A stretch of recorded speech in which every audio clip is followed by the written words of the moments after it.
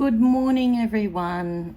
I just want to introduce myself. My name's Olivia, and I'm a diamond painting addict. Yes, I am. Over the years, I have done literally hundreds and hundreds and hundreds of pieces, from little tiny pieces, which is like the one that I'm doing now, up to the biggest pieces that you can basically get a hold of.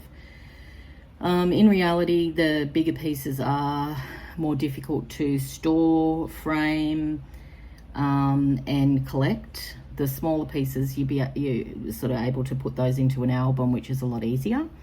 And I've got a Temu order coming today, which I'm very, very excited about. So in the meantime, I've got a day off work today, so I'm just chilling, and I finished a diamond painting recently, only yesterday. So I thought today I would have a go at this little pomegranate. So you can see I actually bought this on sale. It was only $10 reduced, so I couldn't leave it there because I think I have done this pomegranate before. It's called the Good Fortune pomegranates, which is really cute. So yeah, this is the size of it here. So it's a 30 by 25, and it's what we call a partial. So a partial is when the place that you're actually putting the diamonds is not the full picture. So you can see here, this part here with the love hearts on it, the background is not sticky. So the only sticky parts are these parts here. Now, the most important thing with diamond painting is that this part, the sticky part, attracts everything. So it attracts dust and bits of rubbish. And for me, I've got a Chihuahua and a Pomeranian, a ragdoll cat. So I do unfortunately find pet hairs in my diamond paintings. So I have a really, really high standard with my diamond paintings, if that makes sense, just around how I want them to turn out. So you can see here, I usually work from the outside in, and I've chosen this color here, which is a beautiful lime green color. And the brand of diamond paints that I'm using today is called Diamond Dots, and Diamond Dots are an American brand, and they're one of the sort of originals, I guess.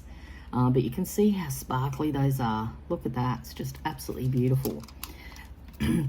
So I just use a standard stylus. You can see this one's quite grubby because I've been using it for a long time.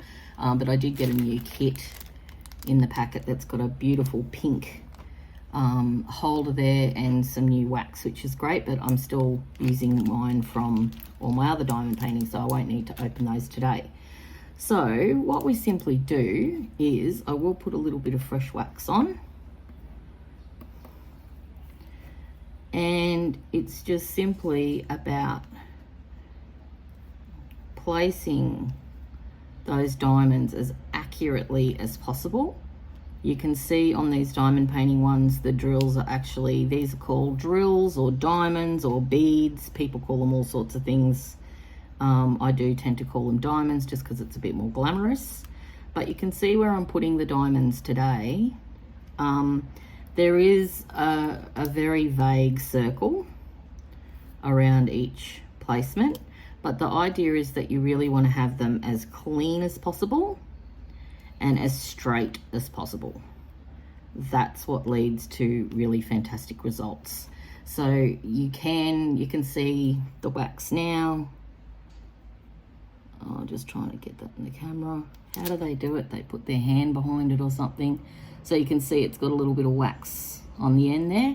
And what I do is I tend to just rub that on my top as I go and just make sure there's no added wax on the diamond. So it's just a case of very mindfully and peacefully going around and putting on all these lime greens that are on this symbol here, which is the 3 dots. And it's just about moving around. Now, with a diamond painting of this size, I do tend to go one color at a time just because it's easier. But with the really big pieces, I don't. With the really big pieces, I just randomly do whatever colors I feel like, whatever areas I feel like. I don't follow a particular plan. It all depends on how I'm feeling. You know, I might have 700 diamonds to do of one particular color, I will not do those 700 diamonds all at once. So I might do that black color or the blue color or the green color or whatever's happening, you know, for 20 minutes or so. And then when I get tired of a particular color, I'll open another color and start on that somewhere else, and then go back to that big massive color later in the painting, so that I don't get bored. Because a big part of this craft for me is the color. I just absolutely adore going through and looking at all the colors that are involved in making these incredible bits of art. So for me, I was actually introduced to diamond painting by an elderly neighbour of mine at the time. I was a colouring fanatic prior to doing diamond painting, so I love colouring because I don't have any artistic talent.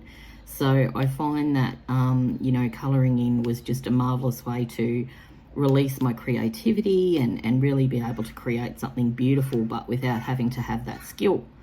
But the thing with colouring is that it is about choices. So any kind of decision making, you know, we make literally thousands of decisions every day. So colouring in, I found, was another decision that I had to make. And in diamond painting, you don't have to make those decisions.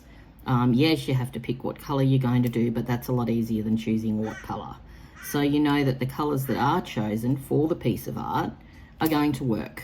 They're going to look good because a designer has sat down and specifically chosen these colours for, you know, this particular picture, so that it turns out really beautifully. So for me, that just worked. And I'm a big practicer of mindfulness, which is about that, just being in the moment. And I find that, yeah, this is really therapeutic for me. It really settles me. It makes me feel a sense of accomplishment. And if I'm having a bad day, I really do enjoy diamond painting. I do this every day. I work a normal job. I work full-time, shift work, which is good. But I find time to do this every single day. So I am massively in the addiction phase of diamond painting. I have to have a few there to do all the time. I don't have hundreds and hundreds of them sitting there waiting for me to do. I do try and do one at a time. However, sometimes I'll have one turn up or one come in and I won't be able to wait, and I'll stop doing the one I'm doing and go and work on the new one and then come back to that one later. So you can see here what I've achieved in this couple of minutes I've been talking to you. So how sparkly they are. That is just so beautiful.